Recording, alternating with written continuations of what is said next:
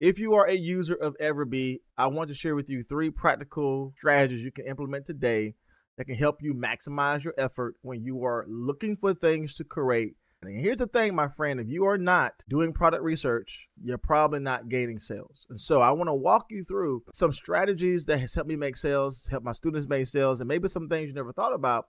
If you are a user of the Everbee Etsy research tool, I'm going to share with you some things that can really maximize your sales in 2026 if you follow today's strategies.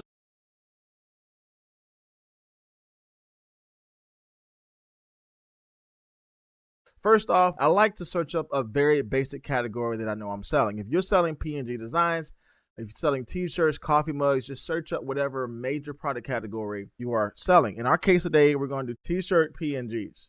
From here, we're able to see a lot of things pop up. You're probably going to see a lot of bestsellers and popular nouns, which is always perfect to see when you're searching up for a major category. We're not going to stay here because we want to head over to Everbee Product Analytics. Now, from here, it's very common and very easy to look up how many sales a product has received for the last 30 days. All that is helpful.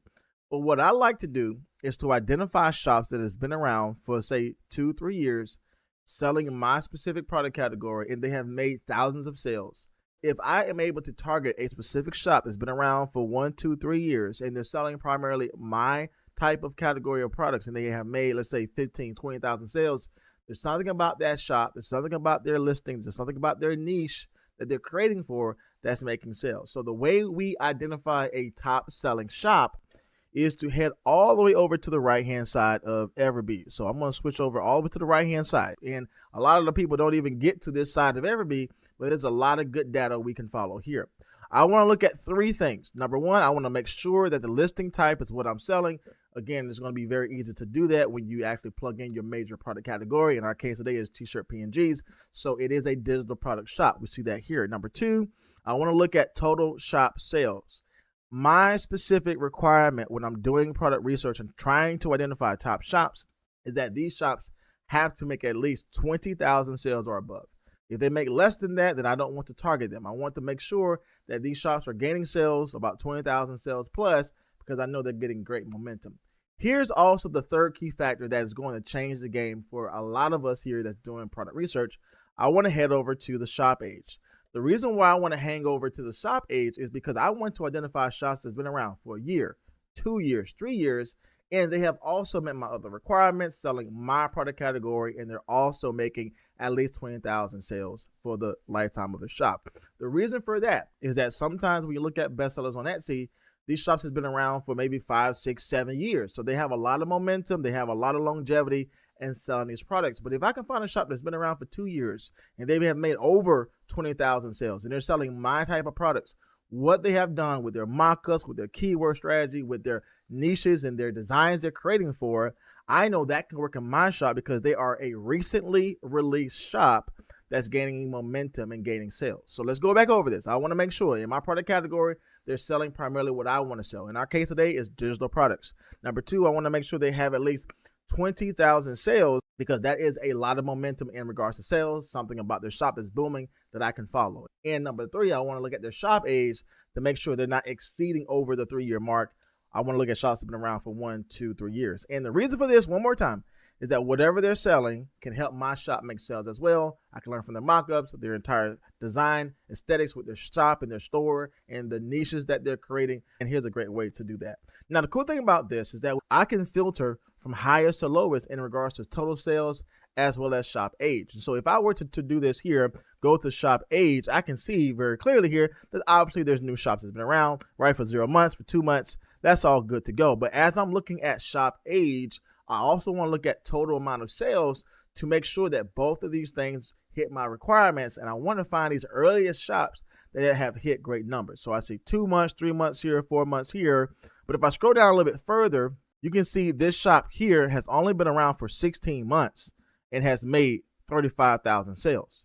That means that I could actually start and grow a digital product shop selling PNG designs just like this shop here, because they have proven that you can start early on and make over 35,000 sales if I follow their strategy with keywords, mockups, focus on the same niches they are focusing on, and bring something new into the marketplace in regards to my designs.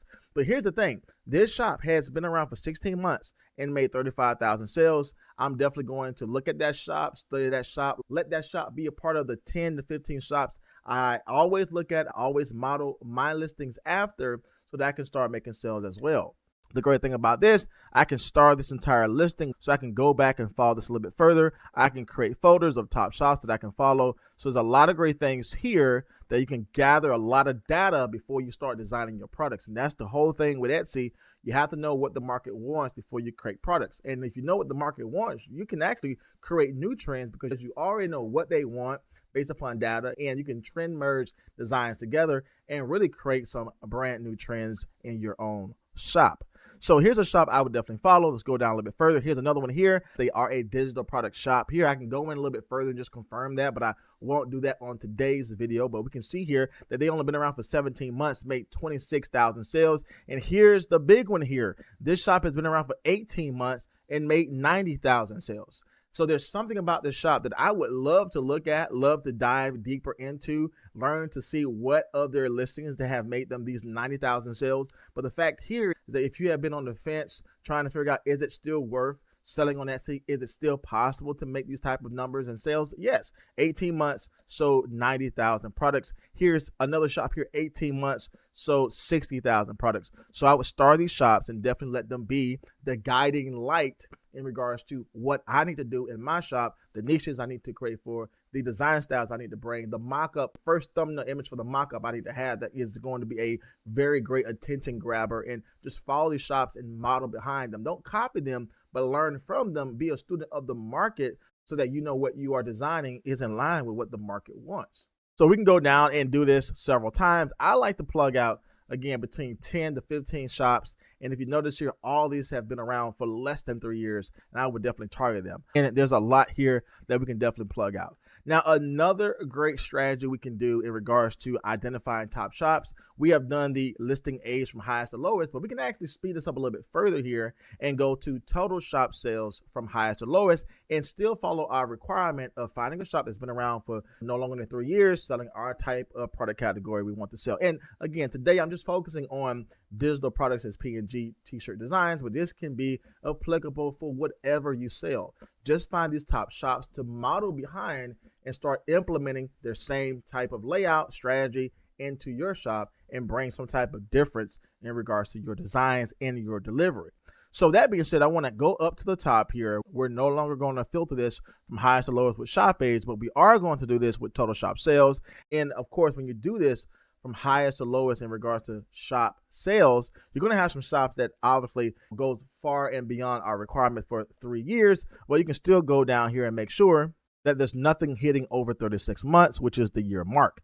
So again, these shops here, 65 months old, I wouldn't necessarily target those. You can if you want to, but I like to my requirement here. This one here is probably more so a digital shop that's selling mock-ups. If you do want to sell mock-ups, that's one you can look at, but we're looking for our PNG t-shirt designs. We can go down further. Again, see the shop here, been around 49 months. That's going above my specific requirement here.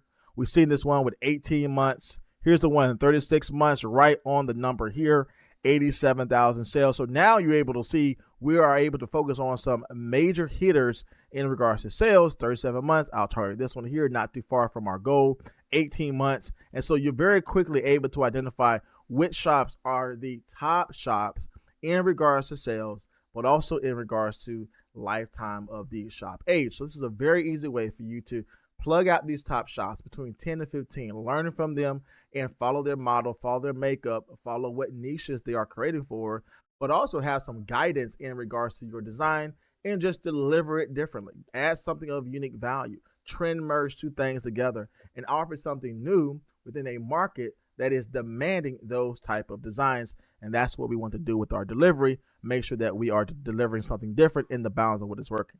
All right, so here's a very easy way to really do this. Again, we did this manually, just going to shop age, listing age, and trying to find those things. But you can actually set filters on every video that I think a lot of people miss out on. We can do the same thing with filters here. We can actually go and filter shop age by a certain number here. We can filter total shop sales by a certain number here. We can go in here and set the shop age to be a maximum of 36 months. Again, that's 3 years, so we don't want anything to go above that. We can head over to total shop sales, and we want to set a bottom level because we don't want anything dipping below that 20,000 sales mark. So we'll set the minimum number here to be 20,000 sales. And here's the great part. We can also set the listing type so that whatever shows up in our result is in line with digital products. So we can set the listing type to be digital products here, so we don't have anything coming up with physical items. And so look at what we did here. We just set the total shop age to be 36 months. So anything that comes on our radar here will not go above that. That's our requirement. We just manually set the total shop sales here, making sure that we don't go anything lower than 20,000 sales. And we make sure the listing type is focused on the type of products we want to sell. In today's video, it's all things digital products. So when we actually do this, now everything that comes up is going to be within our requirements. So we don't have to have any second guesses in regards to the shops that we are looking at. Now, the cool thing about this, which is my final point that I want to bring to you today, not only can you identify the shops you want to target, make sure you're focusing on shops that have been around no more than 3 years and really be hyper focused in regards to those shop sales and following what they're doing, their makeup, their model, and then you can deliver your designs differently. We can actually export this entire list of these top shops that we can learn from later, and we can go into these individual shops and identify all of their top listings. We can then export and learn from and always go back to, so we know that whatever we are designing is in line with what is in demand. And this is a great way to find great niches that you would not have known to make sales, but because we follow these top shops, they let us see these what I call secret niches that no one else would know about. Because these niches, these designs, the delivery has made them the 90,000 sales, the 87,000 sales, or what have you. Now, the cool thing about this is that you can open up the shop into Everbee. You can actually go straight to this shop and you can do further research in regards to all of their listings that have made them sales. If you do want to check out Everbee on your own, again, I'll make sure to leave all the details down in my description box below so that you can get started yourself and start doing this type of research that can help you create top selling products that will sell. So if you're new to Etsy and you want to learn how to create these digital products, check out this next video here where I share with you my simple strategy of how to create these top selling digital products.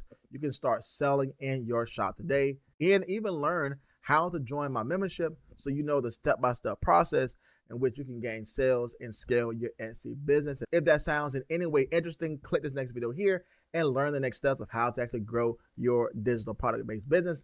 As always, my friends, my name is Jay, and I will see you in the next video.